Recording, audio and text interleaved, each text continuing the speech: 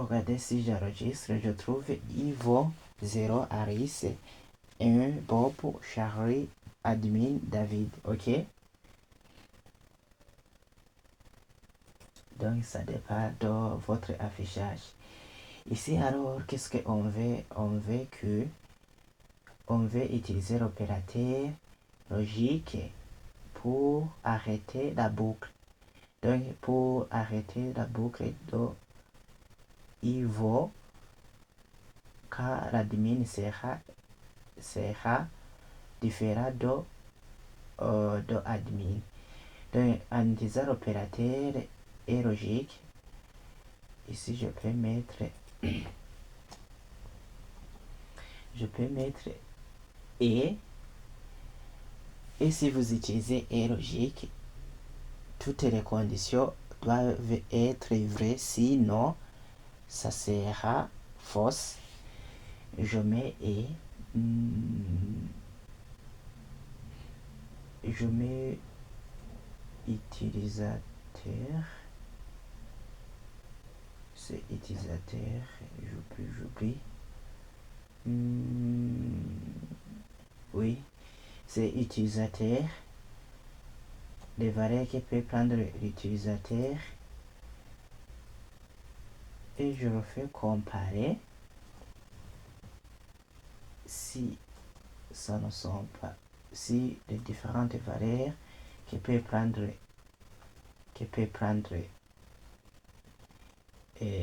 I dans le tableau, si ils sont différents, avec le point d'exclamation 2 égales, c'est différent.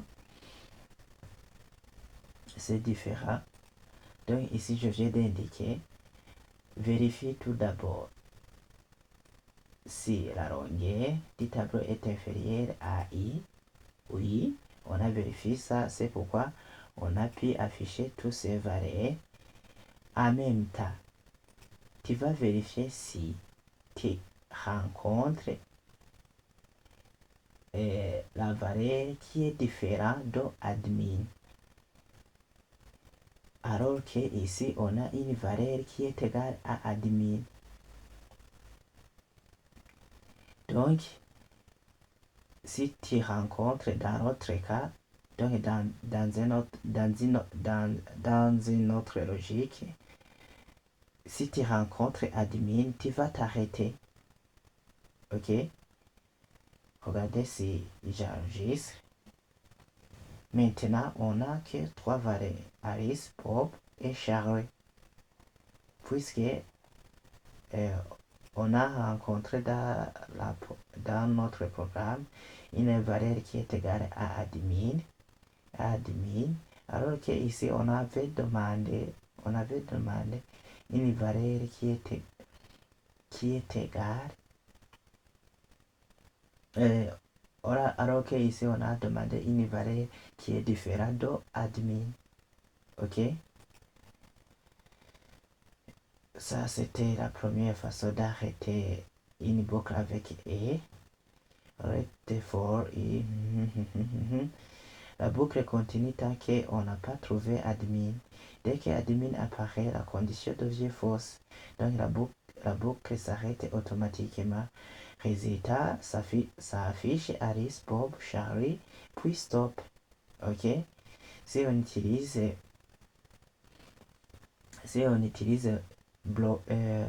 l'instruction break, ici j'enlève celui-ci, cette méthode qu'on avait utilisée.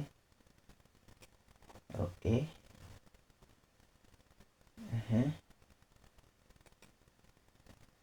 Ici même si j'enregistre, vous voyez que je trouve que c'est tous les éléments qui s'affichent. Mais ici je vais utiliser break, je mets if. Ici je change.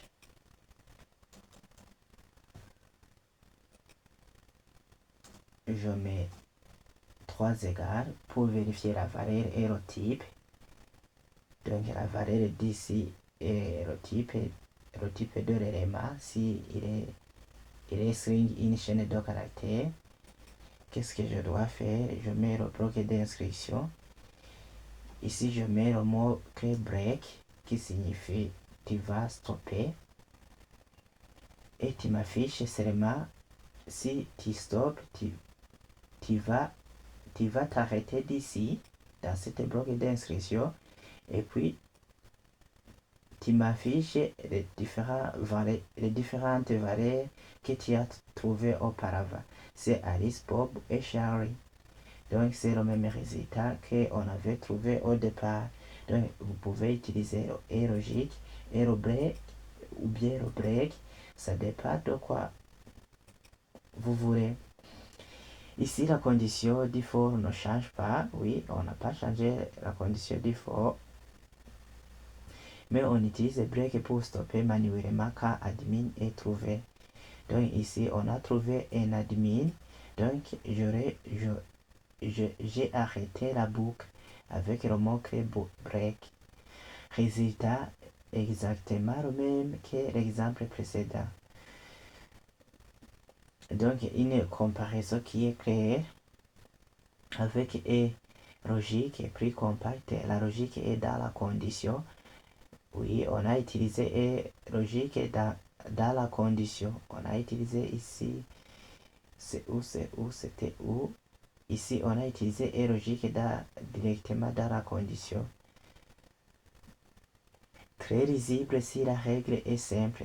Donc, si la règle est simple, c'est très lisible d'utiliser et logique. Mais ça peut devenir illisible si on met trop de conditions. Ok?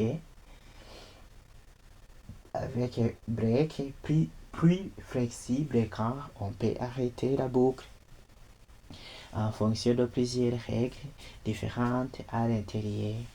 Plus clair quand on a besoin de logique complexe. Ok? Si la condition, retiens bien si la condition est simple, par exemple, arrêter quand on trouve admin, utiliser et logique est parfait. Mais si la logique d'arrêt est plus compliquée, mieux vaut utiliser break. Voilà, tu viens d'avoir deux façons différentes d'arrêter une boucle for avec et dans la condition ou avec break. À toi de choisir la méthode la plus lisible selon ton code. Laquelle est abonne-toi pour d'autres astuces en JavaScript.